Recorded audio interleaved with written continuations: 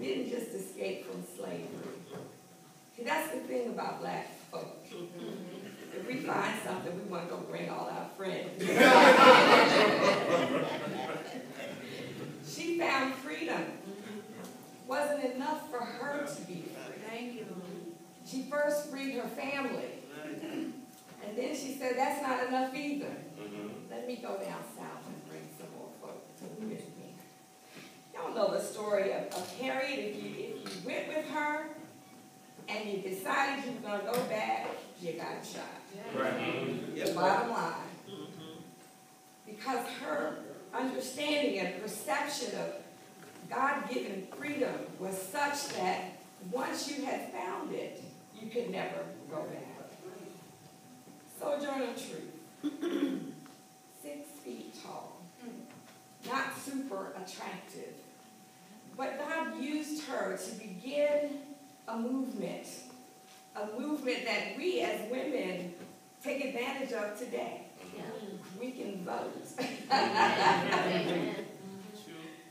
That was a part of her call and her task to deal with sexism and racism in her time.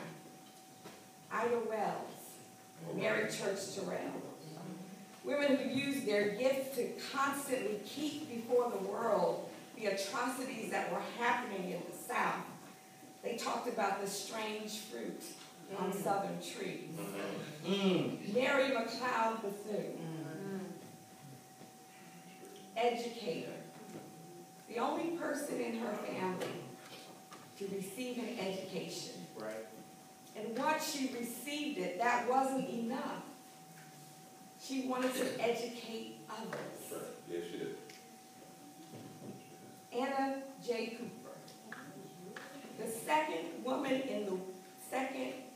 black woman in the world, and she was probably in the first 10 of all women to receive a PhD.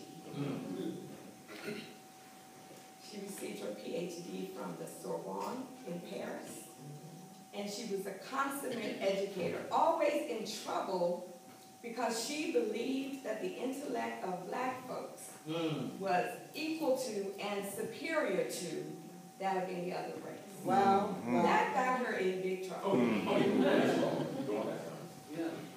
These women faced some tough situations.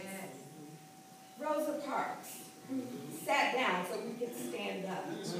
Shirley Chisholm, the first African American to run for president. She said, I'm not bought and I'm not going to bow.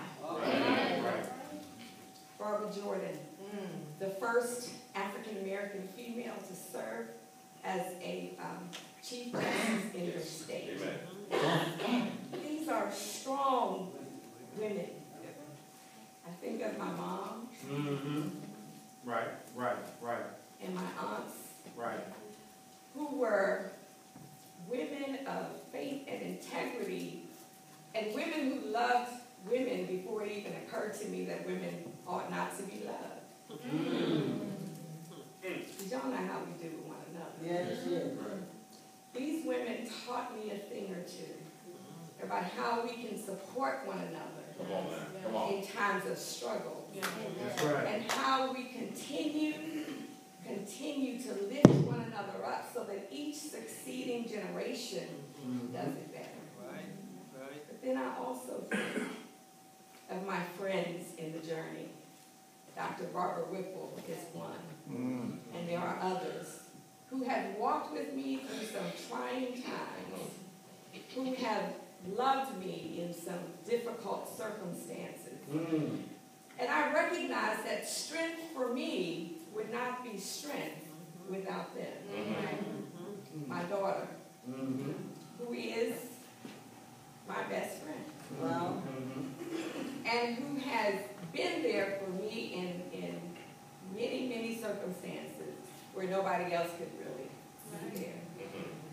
But the bottom line is we've got to come together and begin to understand that even when we're weak, we're strong.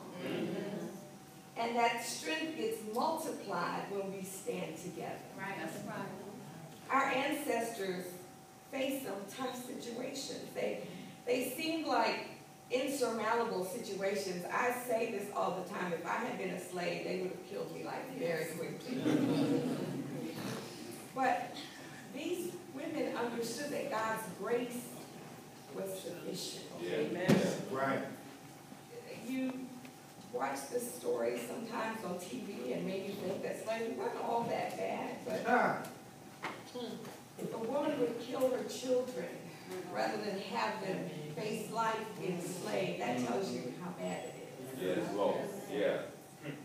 These are the kind of situations that our ancestors faced, and yet, in the world's eyes, they were weak. Their skin color made them weak. Their gender made them weak. And yet, God used women to change the world. Amen. When their strength failed, God's grace prevailed.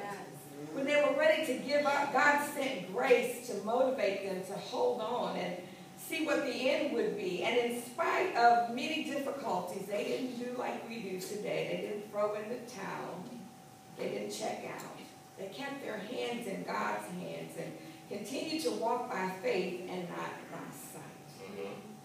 I stopped by to tell somebody this afternoon that God's grace is more than enough. Thank To you. deal with any circumstance we find ourselves confronted with. It's more than enough to hold us up when we're at our weakest moments, and it's more than enough to empower us to transform the world through the gospel of Jesus.